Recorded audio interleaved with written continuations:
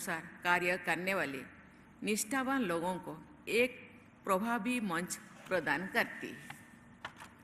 जब हम भारतीय संस्कृति की विविधता तथा अनेकता में एकता की बात करते हैं तो एकता का भाव ही मुख्य भाव होता है।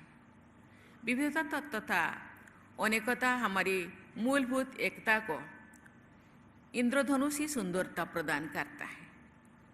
हम चाहे वनवासी हो, ग्रामवासी हो या नगरवासी हो, सबसे पहले हम सभी भारतवासी हैं। इस राष्ट्रीय एकता की भावना ने हमें सभी चुनौतियों के बावजूद एक सूत्र में जोड़कर रखा है। हमारे समाज को हर तरह से बांटने के और कमजोर करने का प्रयास सदियों से किए गए हैं। हमारी सहज एकता को खंडित करने के लिए कृत्रिम भेदभाव पैदा किए गए हैं, लेकिन भारतीयता की भावना से ओतप्रोत देशवासियों ने राष्ट्रीय एकता की मशाल जलाए रखे हैं। हमारी मध्यकालीन संतों कवियों से लेकर ब्रिटिश हुकूमत के विरुद्ध स्वाधीनता संग्राम के दौरान उत्तर से दक्षिण तक और पूर्व से पश्चिम तक भारत को राष्ट्रीयता की भावना से जोड़ने वाले महाकवियों ने प्राचीन काल से चली आ रही भारत की भावनात्मक एकता को बजाय रखा और उसे आगे बढ़ाया। मुझे ये जानकर प्रसन्नता हुई है कि लोकमंथन के कार्यक्रम में पूर्ण श्लोकों लोकमाता अहिल्याबाई होलकर और रानी रुद्रम देवी जैसी महान वीरांगनाओं के जीवन चरित्र पर आधारित नाटकों का मंचन किया जाएगा। ये हमारे देश की शौर्य परंपरा और नारी शक्ति को सम्मान प्रदान करने की हमारी सोच से देशवासियों को, विशेषकर युवाओं को प्रेरित करने का सराहनीय प्रयास है। ये भी खुशी की बात है कि इस आयोजन में दूसरी देशों के कलाकारों द्वारा भी सांस्कृतिक प्रस्तुतियाँ की जाएगी। मुझे बताया गया है कि इन प्रस्तुतियों की कथा वस्तु विदेशों में प्रचलित सूर्यदेव की उपासना और रामायण की कथा पर आधारित है। ये प्राचीन काल से चली आ रही भारत के सांस्कृतिक प्रभाव का प्रमाण है।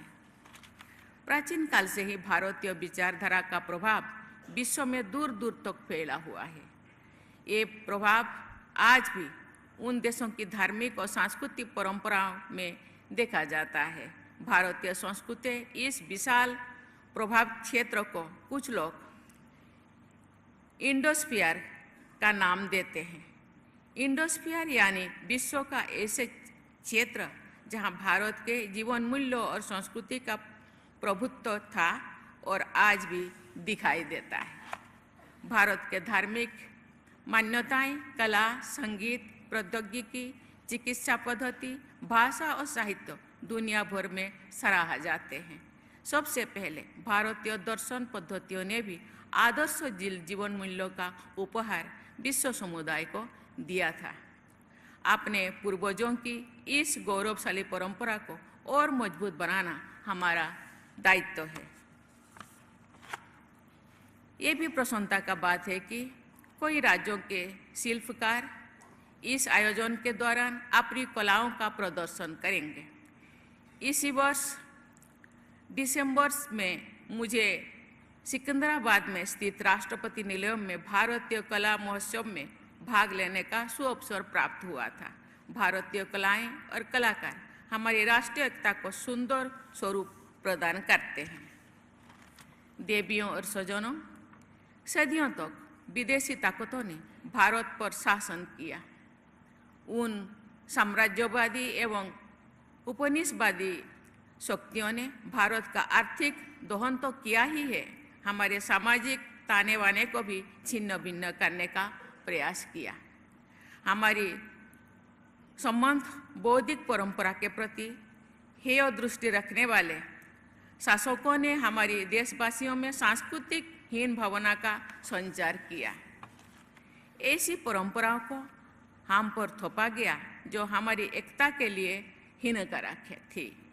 सदियों की पराधीनता के कारण हमारे देशवासी गुलामी की मानसिकता का शिकार हो गए हैं। भारत को पुनः श्रेष्ठतम राष्ट्र बनाने के लिए देशवासियों की मानसिकता को एकता और श्रेष्ठता के सूत्रों में पिरोना हम लोगों का कर्तव्य है। इस बार लोकमंथन की विषय है लोक अवलोकन है।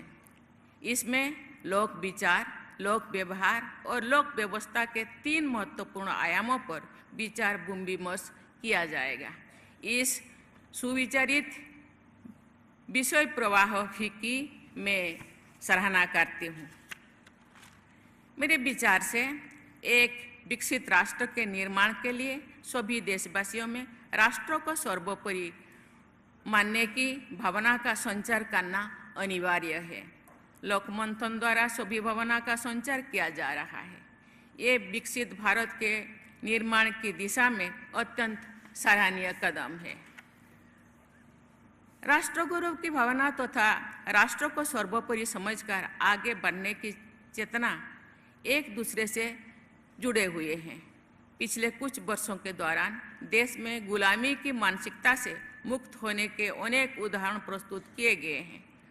19वीं सदी के कानूनी को जगह भारतीय नागरिक सुरक्षा संहिता, भारतीय न्याय संहिता और भारतीय साक्ष्य अधिनियम लागू किए गए हैं। दिल्ली में राजपथ का नाम बदलकर कर्तव्य पथ रखा गया है। राष्ट्रपति भवन में दरबार हॉल का नाम बदलकर गणतंत्र मंडप रखा गया है। यह नामकरण हमारे देश में लोकतंत्र की प्राचीन परंपरा के अनुरूप है। हाल ही में उच्चतम न्यायालय में लेडी जस्टिस की नई प्रतिमा का अनावरण किया गया है, जिसकी आंखों पर पट्टी नहीं बंधी हुई थी। ऐसे सभी परिवर्तन औपनिवेशिक मानसिकता के उन्मूलन की सराहनीय उदाहरण है। मुझे विश्वास है कि इस आयोजन में होने वाले विचार विमर्श भी हमारे सामूहिक दृष्टिकोण में आत्मविश्वास तथा एकता का संचार करेंगे। इससे देश में बंधुता की भावना बढ़ेगी, सामाजिक भेदभाव समाप्त होगा। देशवासी ये समझ पाएंगे कि समरसता हमेशा हमारी सभ्यता का आधार रही है। समरसता